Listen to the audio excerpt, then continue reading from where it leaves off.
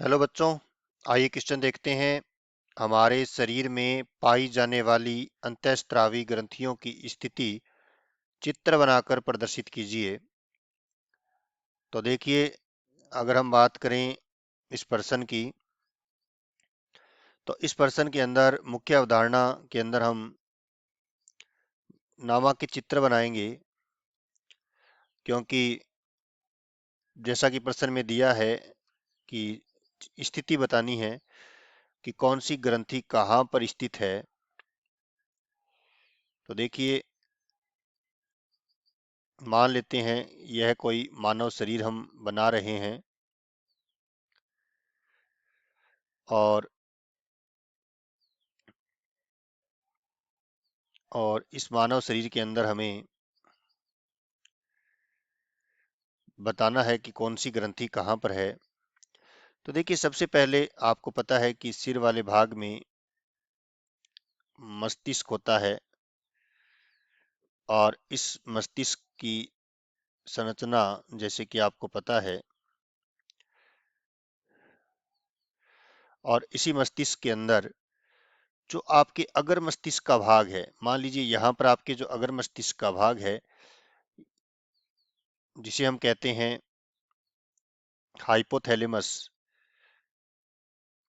जो कि दो प्रकार के हार्मोन स्रावित करता है और आपकी पीयूष ग्रंथि को नियंत्रित करता है।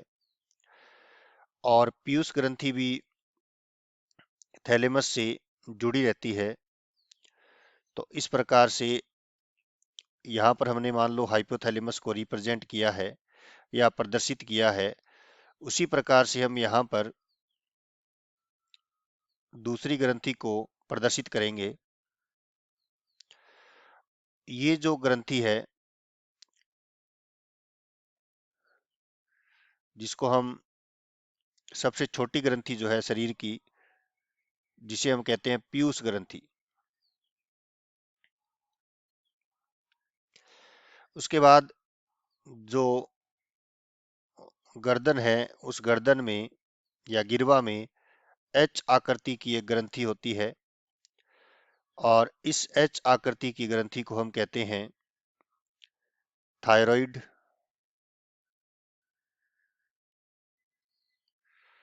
और थायराइड ग्रंथि के ऊपर चार छोटी छोटी पैराथायराइड ग्रंथियां स्थित होती हैं,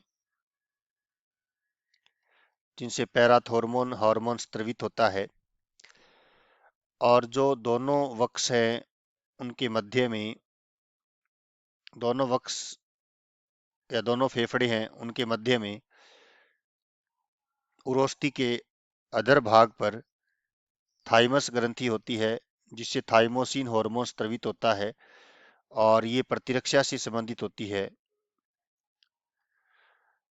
उसके पश्चात उदर गुहा में जो वरक होते हैं, जिसे गुर्दे कहते हैं हम, इनके ऊपर, प्रत्येक गुर्दे के ऊपर एड्रिनल या अधिवरक ग्रंथियां स्थित होती हैं, जो कि विपरीत परिस्थितियों में सुरक्षा करती है। और जो आंत है, मान लीजिए जो हम आंत बनाते हैं, तो लगभग आंत का ये भाग, छोटी आंत के अंदर भी एक ग्रंथि खुलती है, अंतःस्रावी ग्रंथि, जिसे हम अग्नाशय ग्रंथि कहते हैं। छोटी आंत के ग्रहणी वाले भाग में जो खुलती है, अग्नाशय। और उसके पश्चात अगर नर होता है, तो उसमें एक जोड़ी वर्षण, यानी जो प्राथमिक जनन अंग होते हैं, लेकिन ये भी हार्मोन का स्त्रवण करते हैं, टेस्टोस्टेरोन। तो ये भी एक अंतःस्रावी ग्रंथि की भांति व्यवहार करते हैं। उसी प्रकार अगर मान लीजिए मादा है, तो मादा के उदर भाग में भी वर्षण नहीं होते, तो इसलिए उन्हें प्राथमिक जनन अंग के रूप में अंडाशय होता है। और ये प्रोजेस्टेरोन और एस्ट्रोजन हार्मोन का स्त्रवण करता है।